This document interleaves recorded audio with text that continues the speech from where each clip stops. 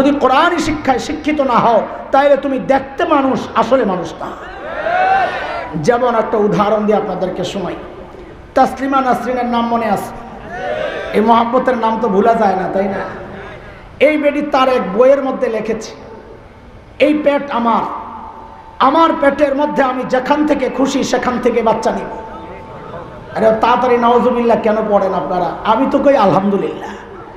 কারণ এই বেটির এই বক্তব্যের কারণে আল্লাহর কালামের সিরিয়াল বুঝে আসছে। আল্লাহ ঠিকই কইছেন যে তুমি কোরআনী শিক্ষায় শিক্ষিত হইলে মানুষ, তাইলে দেখতে মানুষ, আসলেও মানুষ না। তাসলিমাও তাই কইছে, আমি দেখতে মানুষ, আসলে মানুষ না। কেন? কারণ যেখান থেকে খুশি সেখান থেকে পেটের মধ্যে বাচ্চা নেওয়া, এটা তো মানুষের কাজ না, এটা তো কুত্তার কাজ।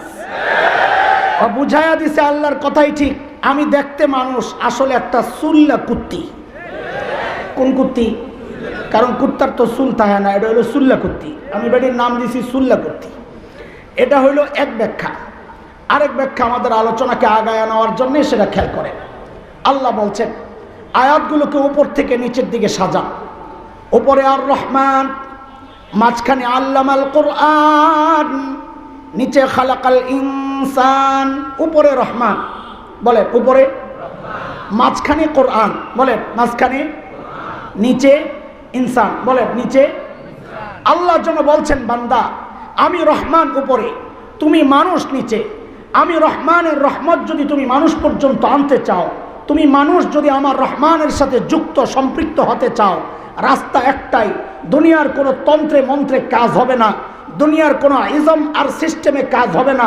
রাস্তা একটাই, রহমান আর বান্দার মাঝখানে কোরআনকে ঢুকায় দাও। কোরআন আছে তো বান্দার সম্পর্ক রহমানের সাথে আছে। কোরআন থেকে বান্দা বিচ্ছিন্ন তো রহমান থেকে বিচ্ছিন্ন।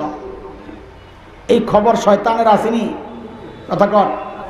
এই জন্য শয়তানের চূড়ান্ত টার্গেট হচ্ছে বান্দাকে রব থেকে বিচ্ছিন্ন করা। পদ্ধতি কি? বলে কোরআন থেকে দূরে সরা।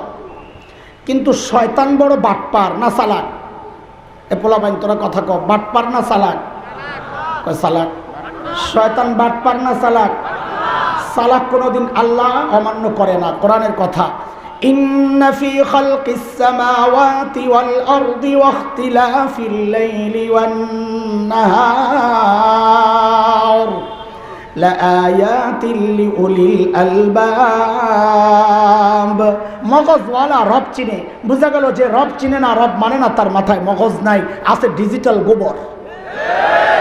শয়তান চালাক না বাটপার? ক খালি বাটপার না, লগে আরো কিছু আছে। কি আছে? সাবাস, ওরে বাটপা। শয়তান কোন বাটপা? আমার এক ভাই শব্দ একটা কইছে, আল্লাহ কবুল করছে। জবানে বরকত আছে, বোঝা গেল। আল্লাহ আরো বরকত দিক। ওরে বাটপার চিন্তা করছে। বাটপার শুনেন, খেয়াল করেন, বাটপার কোনোদিন মানুষকে এক পদ্ধতিতে ধোঁকা দেয় না। শয়তানও আল্লাহকে বলেছে আমি এক পদ্ধতিতে ধোঁকা দেব না। সূরা আরাফ 17 আয়াত।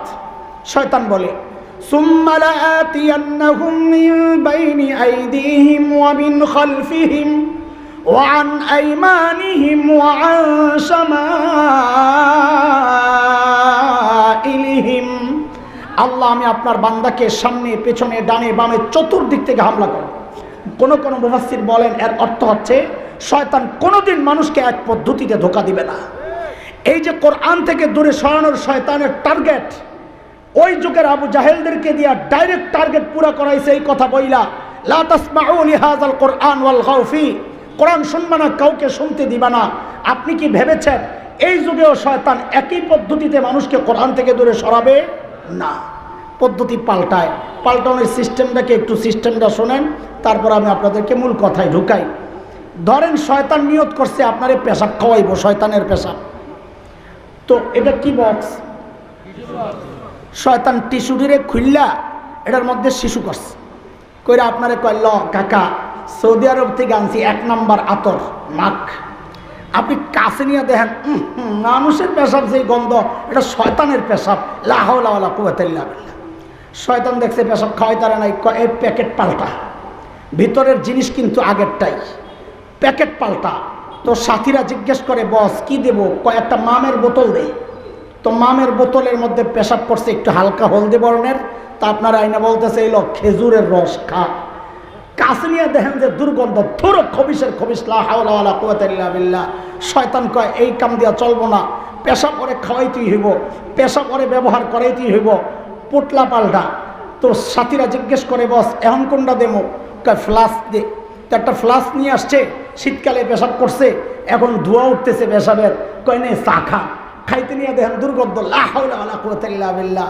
ও দোস্ত, শয়তানের কাজ হইল মোড়ক পাল্টানো, প্যাকেট চেঞ্জ করা, ভেতরের জিনিস কিন্তু একটাই। আর সময়ের উম্মতের আলেমদের কাজ হচ্ছে ওই নতুন নতুন প্যাকেট ছিঁড়া ছিঁড়া আপনাদেরকে দেখায়া দেওয়া, এরে ভাই ধোকা খাইস না, জিনিস কিন্তু আগেরটাই।